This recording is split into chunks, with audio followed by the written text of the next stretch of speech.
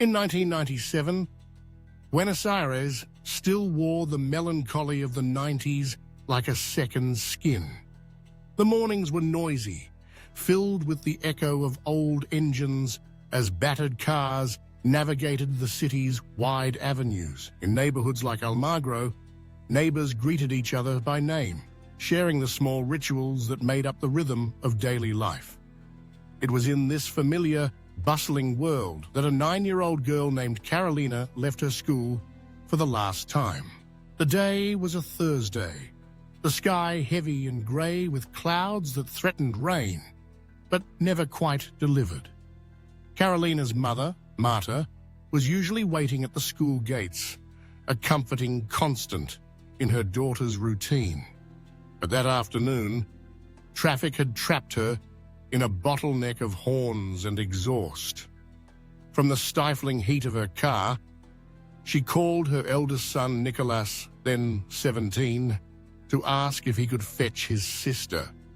He arrived 10 minutes late, breathless and apologetic, only to discover that Carolina was gone. None of her classmates had seen her leave. The school's doorman, distracted by the comings and goings of the day, recalled only that a girl who looked like Carolina had gotten into a dark blue car. He couldn't remember the license plate. He wasn't even sure it was her. The search began immediately. Posters with Carolina's face appeared on street corners and bus stops. News segments flashed her name and photo across television screens. Anonymous calls trickled in, each one raising hope only to be dashed by dead ends. The police, unable to find a lead, eventually classified the case as an unresolved disappearance. The file grew dusty in a forgotten drawer. But Marta never gave up.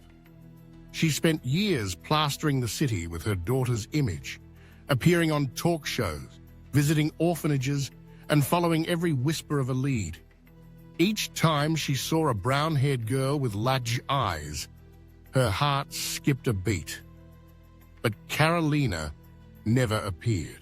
Life, as it does, moved forward, though it was forever incomplete. Nicolas grew into adulthood with a silent burden of guilt. He studied journalism, perhaps subconsciously hoping to acquire the tools to find his sister. Marta, worn down by years of hope and disappointment, eventually retreated from the world, rarely leaving her apartment. Carolina's father had left the family just months after her disappearance, unable to bear the weight of grief. Families break in different ways, and theirs fractured quietly, without drama or fanfare. Years passed in this uneasy limbo. In 2020, as the world grappled with the isolation of the pandemic, Nicolas started a YouTube channel. He posted videos about people who had gone missing and were later found, sharing stories of reunion and hope. The project was personal, almost therapeutic, a way to process his own loss. One video chronicled the journey of an Argentine man who, adopted by a Spanish couple as a baby, discovered he had been abducted as an infant. The story resonated widely, and in the comments, someone wrote, "I know a similar story. The girl's name was Carolina. She was taken from her school in Buenos Aires." The comment was vague, lacking details or evidence, but it included a link to an old wedding video filmed in Mendoza in 2015. The grainy footage captured by a guest showed the wedding party entering the reception.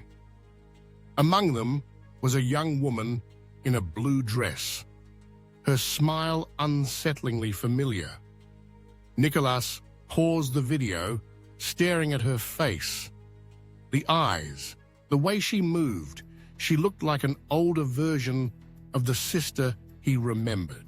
For days, Nicolas pored over the video, comparing the woman's face to the few photographs he had left of Carolina. He used facial recognition software, enhanced images, and scoured social media for any clues about the wedding guests. Eventually, he identified the young woman as Clara Montenegro, a 27-year-old living in San Juan. She had been raised by a childless couple who claimed to have adopted her informally from a woman in distress. The story didn't add up. There were no adoption papers, no photos of the alleged biological mother, just a vague account that the woman couldn't care for the child. When Nicholas reached out to Clara, she was startled. She had always harbored doubts about her origins, but had never sought answers.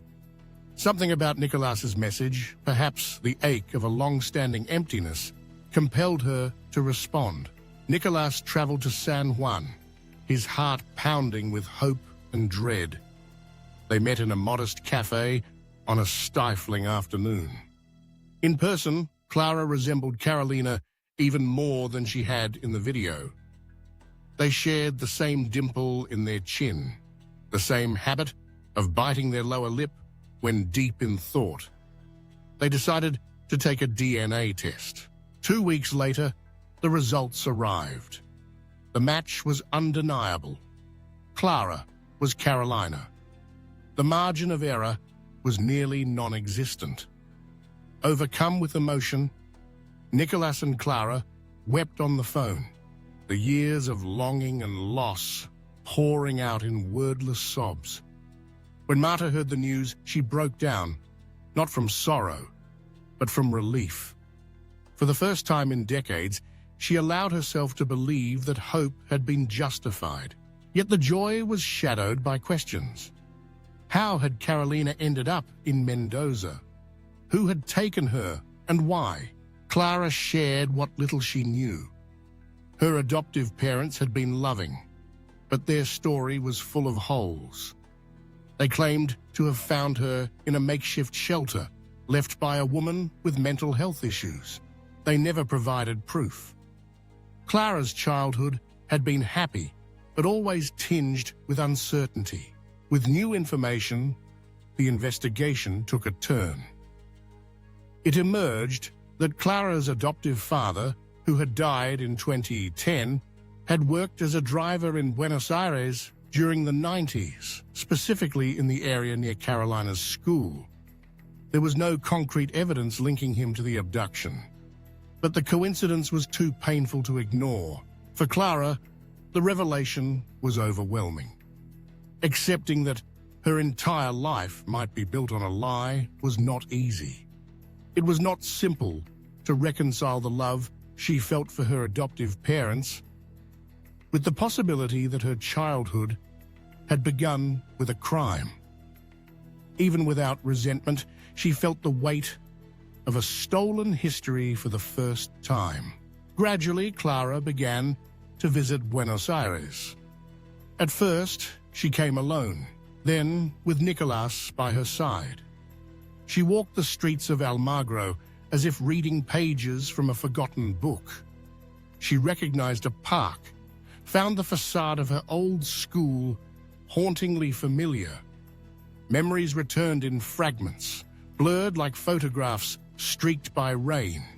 A wooden bench, a fallen doll, the sensation of being pulled by the hand. The reunion with Marta was not cinematic. There was no dramatic embrace, no tears in the street. They simply looked at each other for a long moment, and Marta said, "You're here." Carolina cried softly, not from pain, but from the peace that finally arrived. Time could not be reclaimed, but the present offered a chance to rebuild. The following months were a time of healing. The family began to piece themselves back together. Marta showed Carolina old albums, recounting stories of her early years. Carolina introduced her adoptive parents to her biological family. The meeting was difficult, but necessary. No one was punished. There was not enough certainty to accuse anyone. The only truth that mattered was that Carolina was alive, and now she was whole. The case was never officially reopened. The gaps in the formal justice system remained. But a different kind of justice, a healing of the heart, was achieved.